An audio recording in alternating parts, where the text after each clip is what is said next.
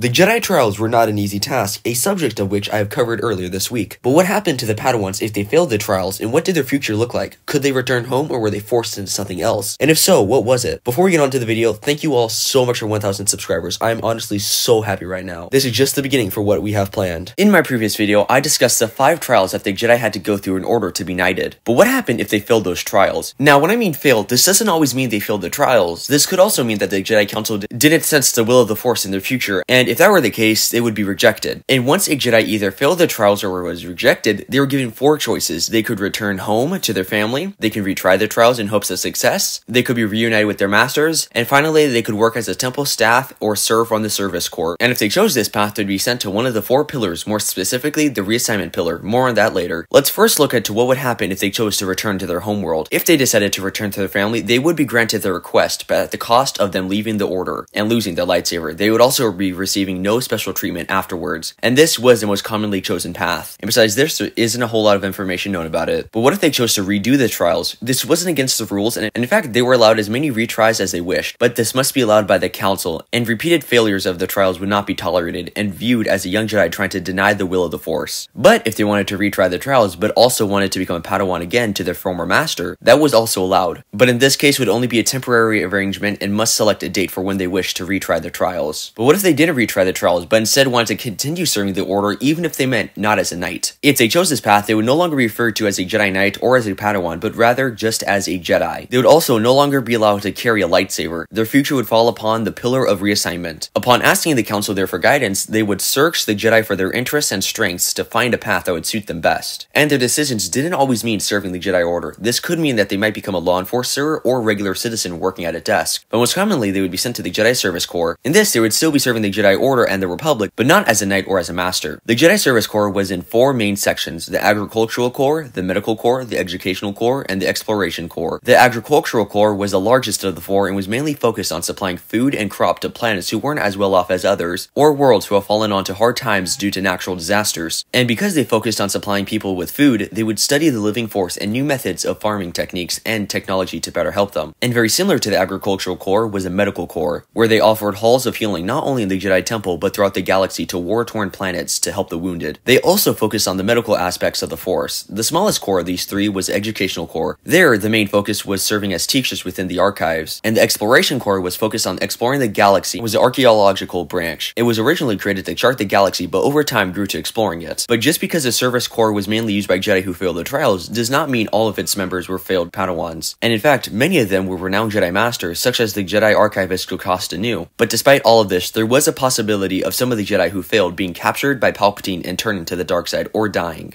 So in short, the Jedi Order had many paths for the Jedi to choose if they failed their trials. What are your thoughts on this? Thank you again so much for 1,000 subscribers. Make sure to leave your thoughts and opinions in the comments below. Make sure to like and subscribe, and with that, my fellow Star Wars nerds, may the Force be with you.